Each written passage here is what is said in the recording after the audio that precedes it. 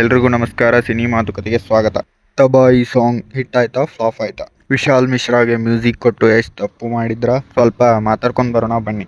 Point number 1, Tabahi hit ಫ್ಲಾಫಾ? ನನಗಂತೂ Tabahi Hindi version song Kannada ವರ್ಷನ್ಗಿಂತ ಚೆನ್ನಾಗಿತ್ತು ಅನಿಸ್ತು. ಕನ್ನಡದಲ್ಲಿ ಈ ಹಾಡನ್ನು ಯೋಗರಾಜ್ ಭಟ್ ಅವರು ಬರೆದಿದ್ದಾರೆ. ನಂಗೆ ಅನಿಸಿದ್ದು ಅವ್ರಿಗಿರೋ ಎಕ್ಸ್ಪೆಕ್ಟೇಷನ್ಗೆ ಇನ್ನೂ ಚೆನ್ನಾಗಿರ್ಬೋದಿತ್ತು.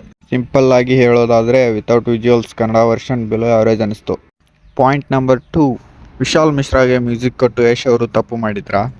ಟಾಕ್ಸಿಕ್ ಮೂವಿಯಲ್ಲಿ ಒಟ್ಟು 6 ಹಾಡುಗಳಿವೆ ಅಂತೆ. ಅದರಲ್ಲಿ ರವಿ ಬಸ್ರೂರವರು 1, ವಿಶಾಲ್ ಮಿಶ್ರಾ 4 ಮತ್ತು ತಾನಿಷ್ಕ್ ಬಾಗ್ಚಿ ಆ್ಯಂಡ್ ಟೀಮ್ 1 ಕಂಪೋಸ್ ಮಾಡ್ತಿದ್ದಾರೆ.